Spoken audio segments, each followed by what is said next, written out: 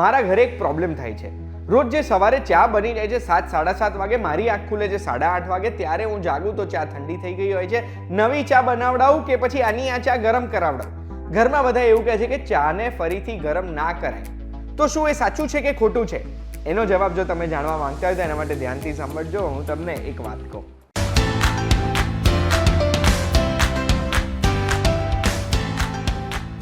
એક વાત કહું, આપનું સ્વાગત છે. મારું નામ છે ગુંજ ઠક્કર અને સવાલ એ છે કે એક વખત ચા બની જાય એના પછી ફરીથી આ ચા ગરમ કરાય કે નહીં?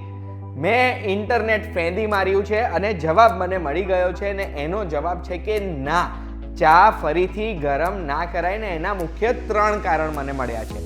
સૌથી પહેલું કારણ છે કે ચામાં અગર ફરીથી ગરમ કરીએ છીએ તો એના ન્યુટ્રિયન્ટ્સ જે આપણને મળે છે એ હવામાં ઉડી જાય છે. બેસિકલી 2 વખત ચા ગરમ થાય, 3 વખત ચા ગરમ થાય તો એના લીધે ચાની અંદર જે ચાના ન્યુટ્રિયન્ટ્સ રિલીઝ થયા હોય એ બળી જતા હોય છે અને એના લીધે આપણને ચાના જે ફાયદા મળવા જોઈએ એ ફાયદા મળતા નથી. બીજું રીઝન છે બેક્ટેરિયા ગ્રોથ. હવે આપણે ચા બનાવીએ ને તો આપણે આપણી ચા દૂધ અને ખાંડ નાખીને બનાવતા હોઈએ છીએ. હવે સૌથી પહેલાં તો ચા પડી રહે ને તો એમાં બેક્ટેરિયલ ગ્રોથ થાય જ 2-4 કલાકમાં. પણ એ 2-4 કલાકનો સમય પણ ઘટી જાય છે બેક્ટેરિયલ ગ્રોથમાં જ્યારે ચાની અંદર દૂધ હોય, કારણ કે દૂધમાં પણ બેક્ટેરિયાનો ગ્રોથ થાય. હવે જો ખાંડ અગર નાખીએ છીએ આપણે એમાં, તો ખાંડ તો બેક્ટેરિયાનું સૌથી ફેવરેટ ફૂડ છે, એટલે ખાંડ હશે તો હજુ પણ વહેલા બેક્ટેરિયલ ગ્રોથ થશે. હવે આ બેક્ટેરિયા ગ્રોથ વાળી ચા જો આપણે ફરીથી ગરમ કરીને પીએ છીએ તો આ જ બેક્ટેરિયા આપણા શરીરમાં જઈ શકે છે અને ફરીથી ગરમ કરીશું ને તો આ બેક્ટેરિયાના લીધે અંદર એવા કેમિકલ રિએક્શન્સ થશે કે ચા આપણા માટે સારીની જગ્યાએ ખરાબ બની જશે. એમાં બી ઉનાળો હોય ને, ઉનાળામાં આ હજુ પણ વધારે ખરાબ થતી હોય છે ચા. તમે નોટિસ કર્યું હશે, જૂની ચા પીએ કે જૂના દૂધવાળી ચા પીએ તો આમ ગ્રેની ટેક્સચર, આમ દાણા દાણા ફીલ થતા હશે મોઢામાં. બસ આ એ જ બેક્ટેરિયલ ગ્રોથના લીધે છે. ચા ગરમ ના કરવાનો ત્રીજો કારણ શું છે? એનો સ્વાદ. આપણને ચા એના સ્વાદના લીધે જ ભાવે છે, કારણ કે એ ચા જે અંદર ટેનિન્સ નામનું કેમિકલ રિલીઝ કરે છે ને એના લીધે એનો સ્વાદ આવે છે.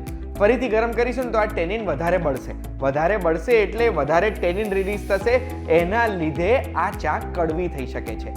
જે આપણે કડક ચા કહેતા હોય છે, કડક કરતાં બી ઉપર જતી રહે ત્યારે કડવી લાગવા લાગે. પણ સવાલ એ થાય છે કે શું ચાને ફરીથી ગરમ કરવાના લીધે ઝેરી બની જાય છે? તો એનો જવાબ મને મળ્યો છે કે ના, આ ઝેરી નથી બનતી. ખરાબમાં ખરાબ કેસમાં શું થશે? આપણું પેટ ખરાબ થશે, ઝાડા ઉલટી એવા કોઈ લક્ષણ આપણને દેખાઈ શકે કે પેટમાં ઇન્ફેક્શન થઈ શકે કે પેટમાં ઇન્ફ્લેમેશન થઈ શકે. એનાથી વધારે કંઈ ના થઈ શકે, પણ આપણે એટલું ટ્રાય કરવાનું છે કે ચાને ફરીથી ગરમ નહીં કરવાની. આ વિડીયોમાં એક એક્સ્ટ્રા ઇન્ફોર્મેશન હું તમને આપવા માંગુ છું કે ઓનલાઈન મને મળ્યું કે બેસ્ટ રીતે ચા બનાવી હોય, એનો બેસ્ટ સ્વાદ જોઈતો હોય તો કઈ રીતે બનાવવાની. પાણી ઉકાળવાનું, પણ ઉકળતા પાણીમાં ચા નહીં નાખવાની. એ પાણી ઉકળી ગયું એના પછી એને ગેસ પરથી ઉતારી દેવાનો, એમાં ચા નાખવાની, 2, 3, 4 મિનિટ માટે ચાને બ્રૂ થવા દેવાની, પછી ગાળીને કપમાં કાઢવાની. અગર દૂધ અને ખાંડ નાખવી છે તો એના પછી નાખવાની ને પછી પીવાની. આ રીતે ચા બનાવીને મેં ટ્રાય કરી છે, બહુ જ સ્વાદિષ્ટ લાગે છે. તમે પણ ટ્રાય કરજો અને કમેન્ટમાં મને જણાવજો કે શું આ રીતે બનાવેલી ચા તમને ભાઈ કે નહીં. આ વિડીયોની માહિતીથી કંઈક નવું જાણવા મળ્યું હોય તો આવી જ માહિતી માટે એક વાત કહું, જોતા રહેજો. આપણે ફરી મળીશું.